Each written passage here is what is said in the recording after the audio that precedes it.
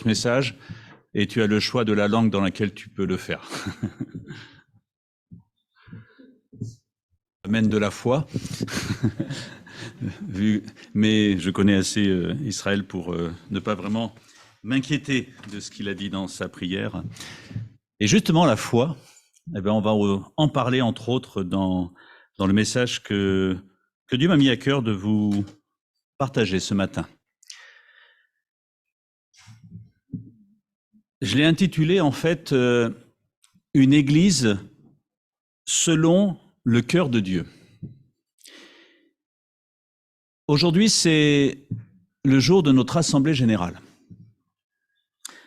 Et si derrière cette assemblée générale, nous avons le désir de respecter les institutions de notre pays, puisque nous sommes aussi une association, 2 associations, et que Dieu nous encourage à respecter les lois de notre pays. Et c'est ce que nous allons faire cet après-midi. Mais nous allons aussi et surtout réfléchir sur notre attente concernant la vie de cette Église. Pourquoi nous avons ici une Église ? Qu'est-ce qui fait que nous sommes dans cette Église ? Qu'est-ce qui fait que certaines personnes vont nous rejoindre en tant que membres de cette Église ? Derrière toutes ces questions se posent, je dirais, 2 éléments importants. Quelle est ma conception de l'Église ? Pourquoi je fais partie d'une Église ? Pourquoi certains nous ont fait part d'une Église, un éloignement et un retour à l'Église ? Et puis, la question peut-être qui est la plus importante, qui n'est pas forcément celle qu'on se pose en premier, quelle pourrait être l'attente de Dieu nous concernant par rapport à l'Église ? Je vous propose une lecture dans la première épître aux Thessaloniciens, dans le chapitre 1, les versets 1 à 10. Est-ce que Max, je peux te demander de remettre la lumière juste ici ? Vu mon âge avancé, j'ai apprécié avoir un peu plus de visibilité. C'est surtout dommage de parler de la lumière de Dieu dans les ténèbres. 1 Thessaloniciens, je vais lire les 10 premiers versets. Paul, Sylvain et Timothée, à l'église des Thessaloniciens qui est en Dieu, le Père et dans le Seigneur Jésus-Christ, que la grâce et la paix vous soient données. Nous rendons continuellement grâce à Dieu pour vous tous et faisons mention de vous dans nos prières. Nous nous souvenons sans cesse devant Dieu, notre Père, de l'œuvre de votre foi, du travail de votre amour et de la fermeté de votre espérance en notre Seigneur Jésus-Christ. Nous savons, frères bien-aimés de Dieu, que vous avez été élus, car notre évangile n'est pas venu jusqu'à vous en parole seulement, mais aussi avec puissance, avec l'Esprit Saint et une pleine certitude. Vous savez en effet ce que, à cause de vous, nous avons été parmi vous. Vous êtes devenus nos imitateurs et ceux du Seigneur, en recevant la parole au milieu de beaucoup de tribulations, avec la joie de l'Esprit Saint. Ainsi, vous êtes devenus un modèle pour tous les croyants en Macédoine et en Achaïe, et aussi pour nous à Annemasse. Car la parole du Seigneur a retenti de chez vous, non seulement en Macédoine et en Achaïe, mais votre foi en Dieu s'est fait connaître en tout lieu, à tel point que nous n'avons pas besoin d'en parler.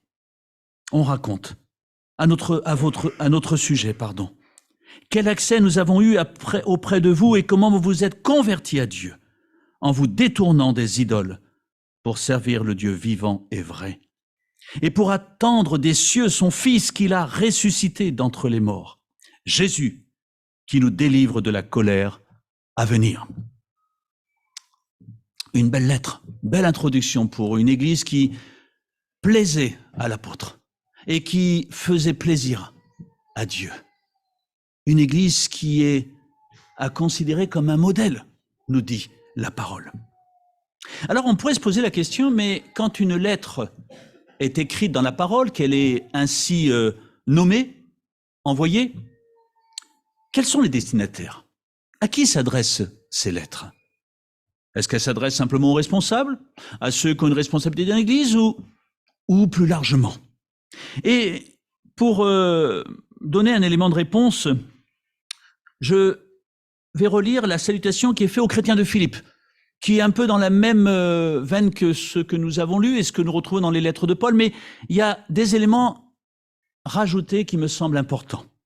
De la part de Paul et Timothée, serviteurs de Jésus-Christ, à tous les saints en Jésus-Christ qui sont à Philippe, aux responsables et aux diacres.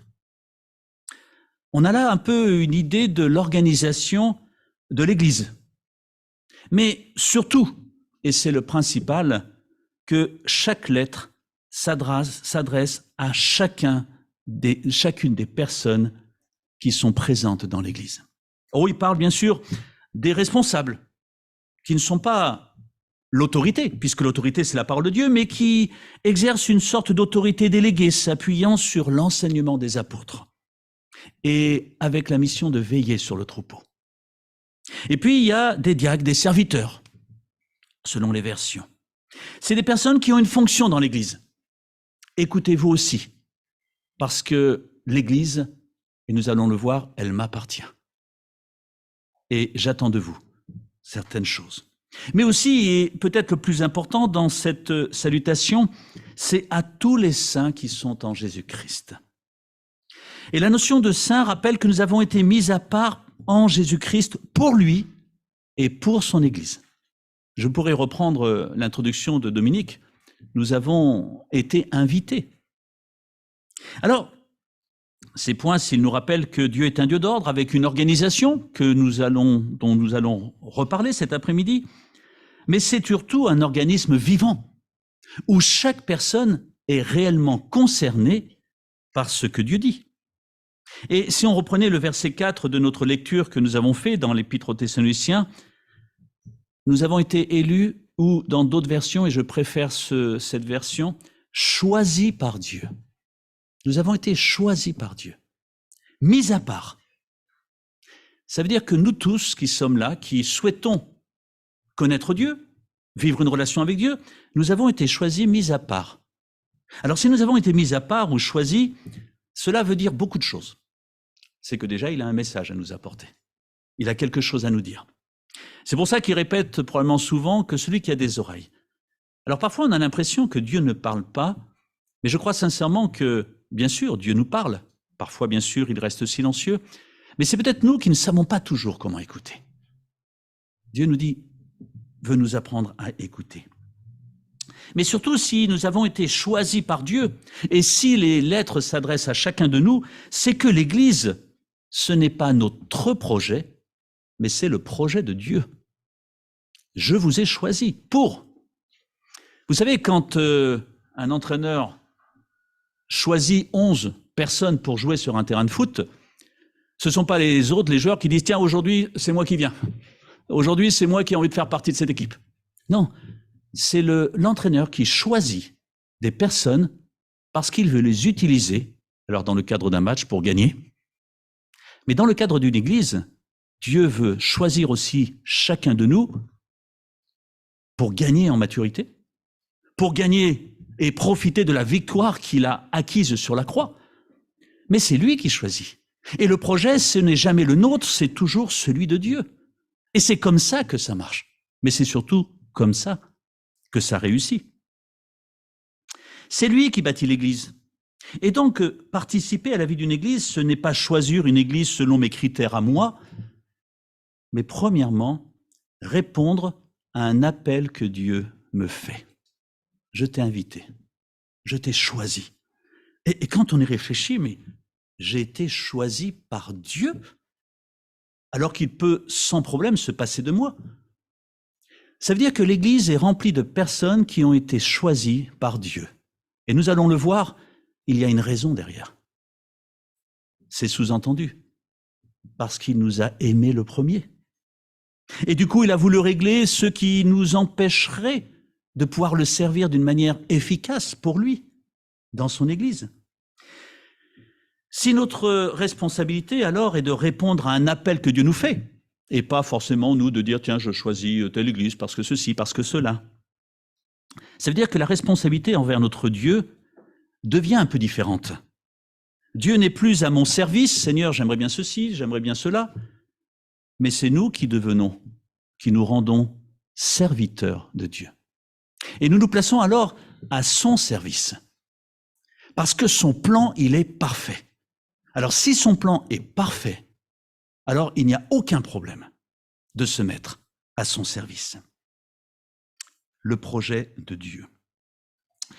Nous avons lu au verset 2, et je fais une petite parenthèse, je ferai des petites parenthèses, parce qu'il y a tellement de richesse dans les épîtres de Paul, qu'il est important pour nous aussi de souligner certaines choses pour nous les accaparer, et se dire si Paul le met dans sa lettre, c'est que c'est important. Et je voulais simplement m'arrêter sur cette petite information à ne pas négliger, celle du verset 2, où Paul montre son ministère de prière.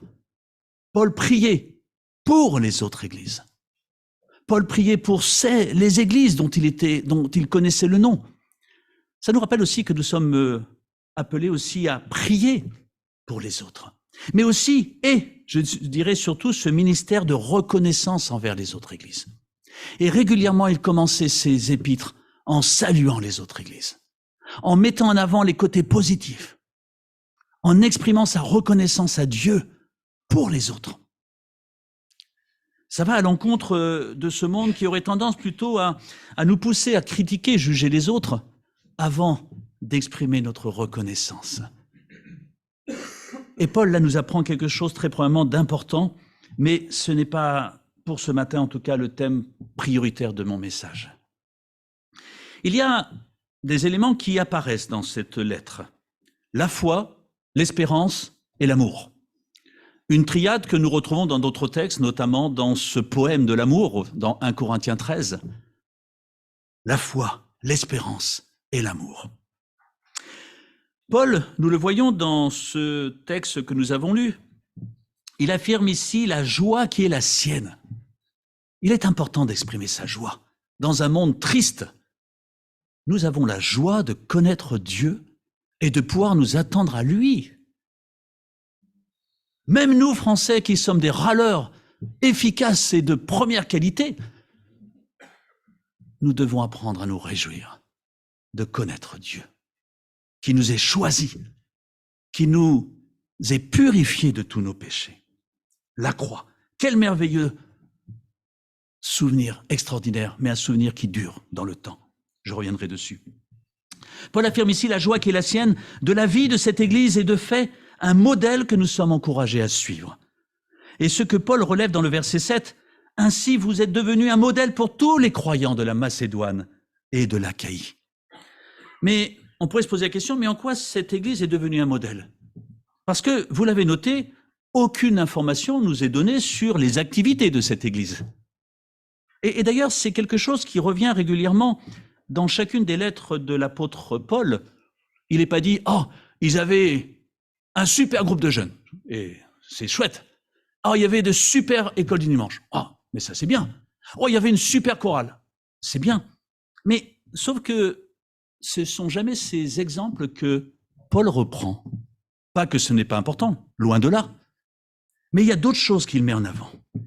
Et d'ailleurs, si nous regardons les lettres de l'Apocalypse que nous étudions actuellement, nous voyons que les œuvres sont tout le temps présentes, et parfois elles sont belles, mais elles ne plaisent pas forcément à Dieu. Ce ne sont donc pas par rapport à ces activités dont il n'est pas fait mention dans cette lettre que cette Église est un modèle, c'est pour d'autres raisons. Et ce sont ces trois réalités, trois vertus, que nous retrouvons d'ailleurs régulièrement dans la bouche de Paul, trois caractéristiques qui devraient définir ce qu'est l'Église et ce qu'est le chrétien qui compose l'Église. La foi, l'amour et l'espérance. Je vais m'arrêter brièvement sur ces trois points.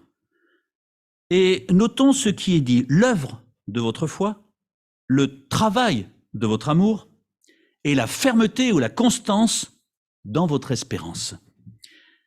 Les mots ne sont pas choisis au hasard. Paul sait très bien ce qu'il est en train de dire. Parce qu'il aurait pu simplement parler de votre foi. Mais il est fait notion de l'œuvre de votre foi. Cela signifie qu'il y a au départ un ouvrage et un résultat. Vous savez, quand on parle de quelqu'un en disant Ah, ça, c'était son œuvre. Ça veut dire ça représente ce qui le caractérise.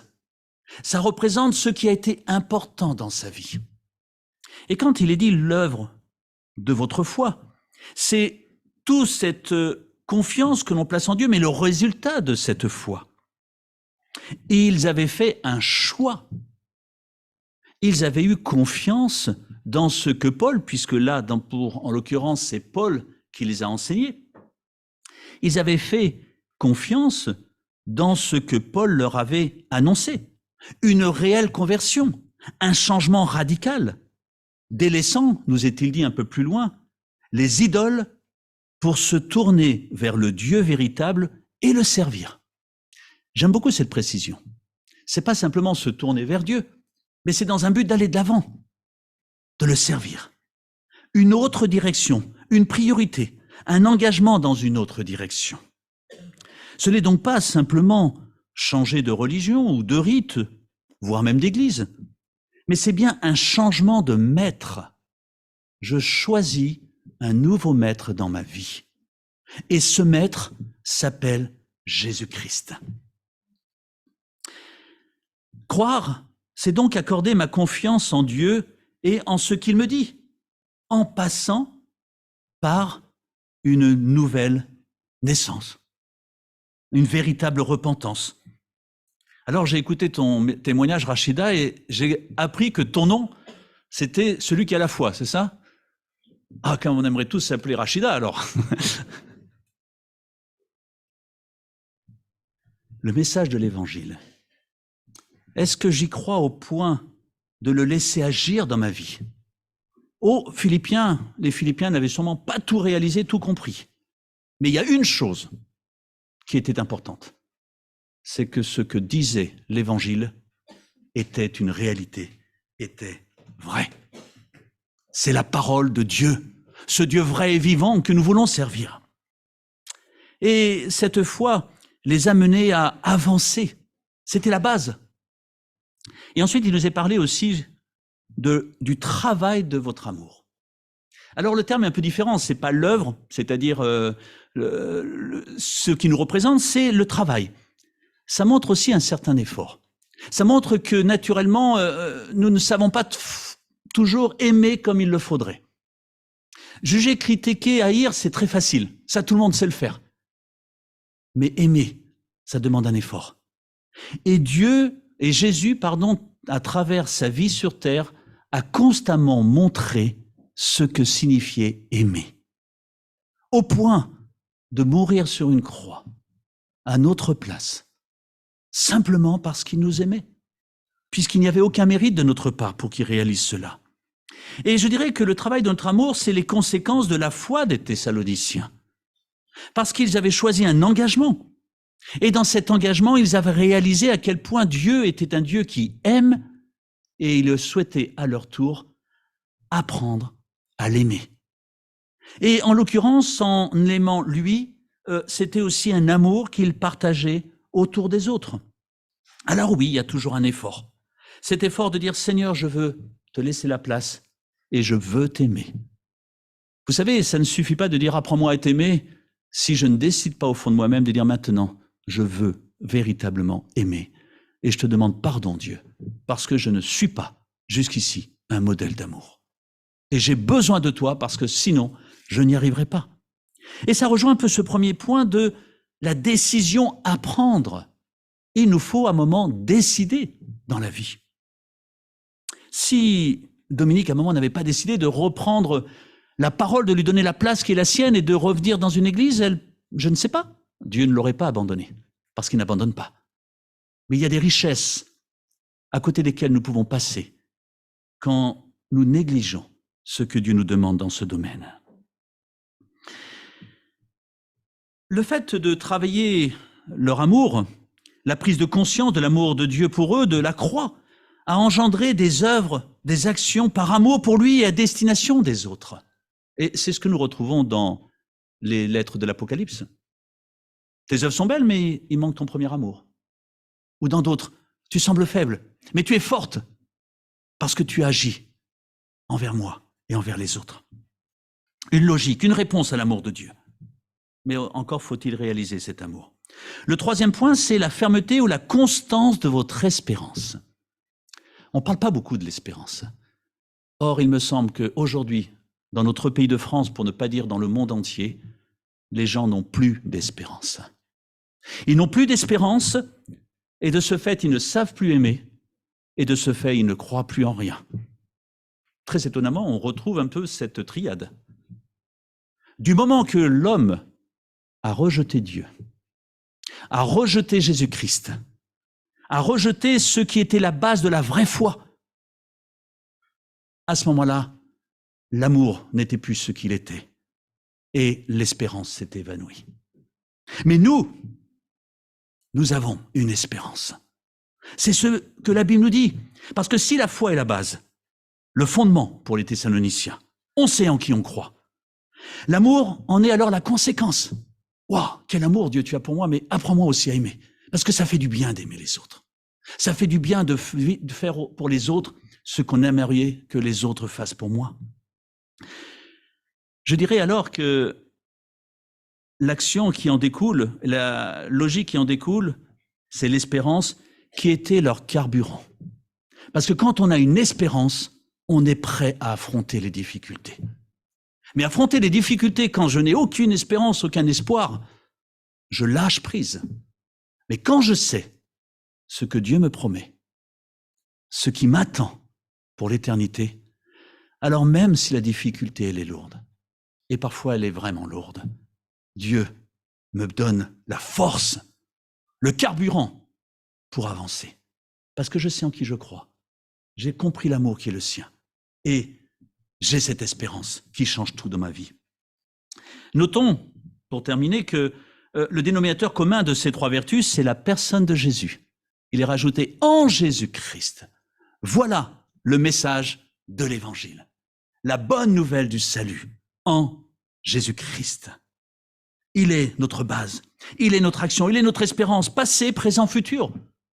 La foi, action passée, la croix.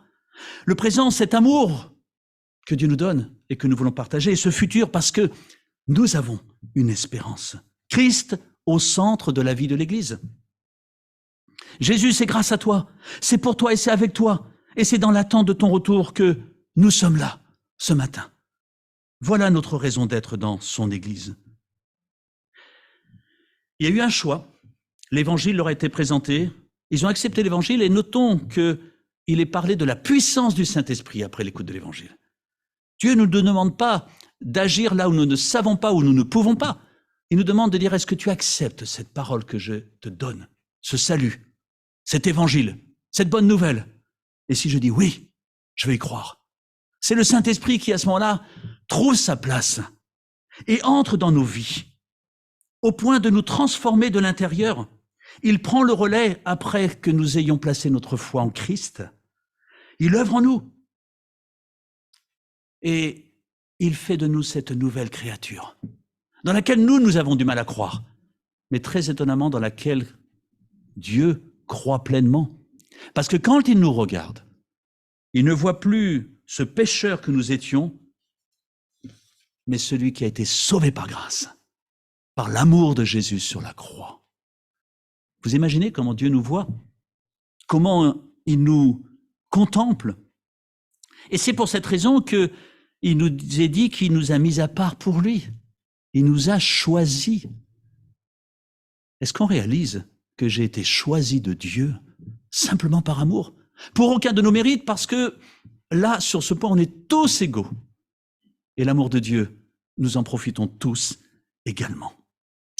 L'Église n'est donc pas une organisation d'hommes et de femmes qui cherchent à exister ou plaire aux autres, mais des personnes qui ont compris l'amour que Dieu avait pour nous et qui ont accepté de se mettre à genoux devant lui et de dire « Pardon, j'ai besoin de toi ».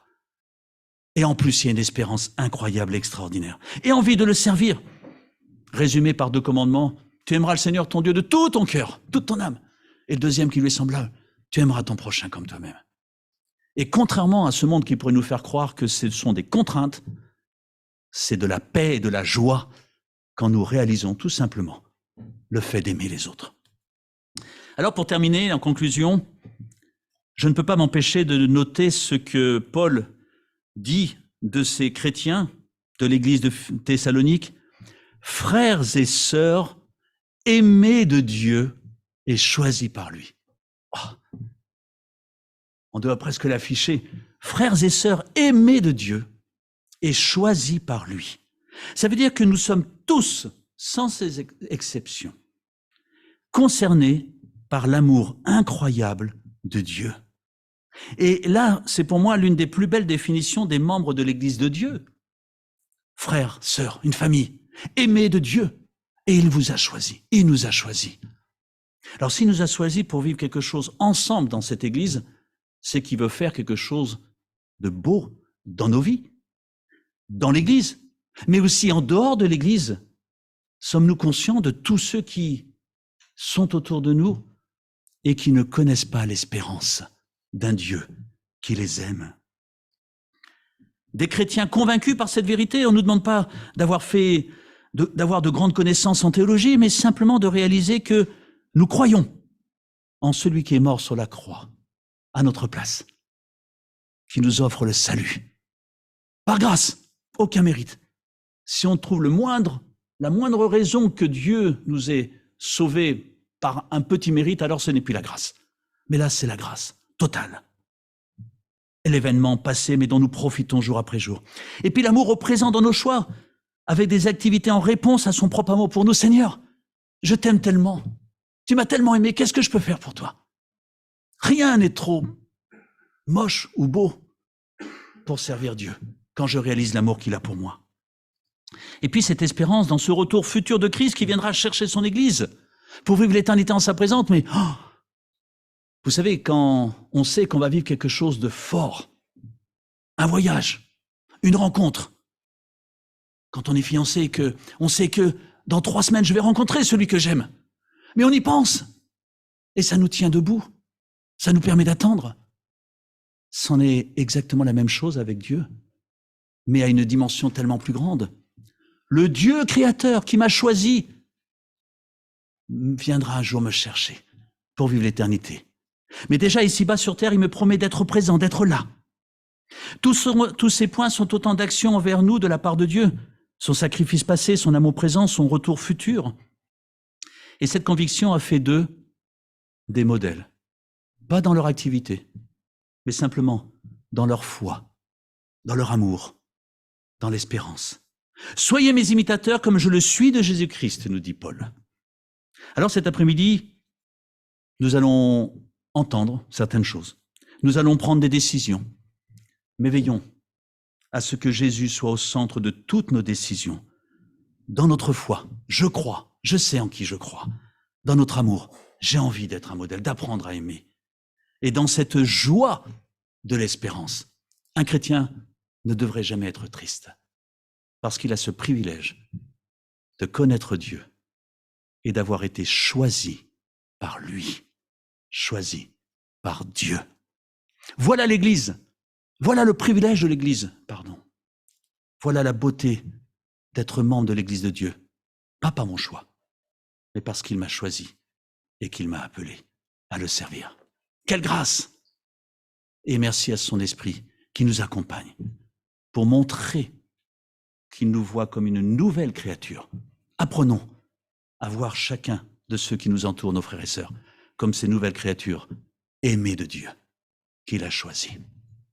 Je vais terminer par la prière.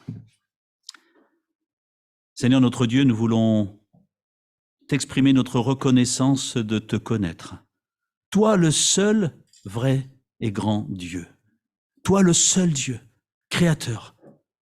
Toi, celui qui est l'amour personnifié, qui nous a aimés le premier et qui n'a jamais cessé de nous aimer. Celui qui a envoyé son Fils sur la croix pour que toi, Seigneur, tu deviennes notre frère et que tu nous purifies de tout péché. Alors, Seigneur, il y a beaucoup de choses dans ta parole que nous n'avons pas encore réalisées, compris. Mais Seigneur, nous avons compris une chose, c'est que tu es mort sur la croix à notre place pour faire de nous une nouvelle créature. Seigneur, tu veux nous apprendre aussi à aimer parce que quelle joie d'aimer! Et je sais qu'il y a beaucoup de joie de ta part dans l'amour que tu nous manifestes. Alors Seigneur, apprends-nous à t'aimer et que nous réalisions, contrairement à ce que le monde pourrait nous faire croire, que aimer les autres, t'aimer, c'est une source de joie et de bénédiction. Et puis surtout, merci pour cette espérance incroyable, imméritée, de vivre l'éternité dans ton ciel de gloire, quand tu viendras nous chercher, avec tous les saints, tous ceux que tu as mis à part, tous ceux que tu as choisis, pour vivre, je ne sais pas trop quoi, mais ce sera extraordinaire, ce sera formidable. Alors Seigneur, déjà que ici-bas sur terre, dans l'église où tu nous as placés, tu nous aides à recevoir toujours plus ces bénédictions que tu en réserves pour ceux qui se confient en toi. Seigneur, tu sais aussi que parfois il y a des difficultés dans la vie. Et nous voulons compter sur toi, parce que tu es ce consolateur. Tu es cette force, tu es cette puissance, tu es cet amour dont nous avons besoin. Et cela a été répété tant de fois dans les témoignages. Jamais tu n'abandonneras celui qui se confie en toi. Alors bénis notre Église, que nous soyons à ton écoute, que nous ayons cette foi, cet amour et cette espérance qu'avaient les Thessaloniciens qui s'attendaient à toi. Merci pour l'Église d'Alma, Seigneur, et bénis-nous ensemble. Amen.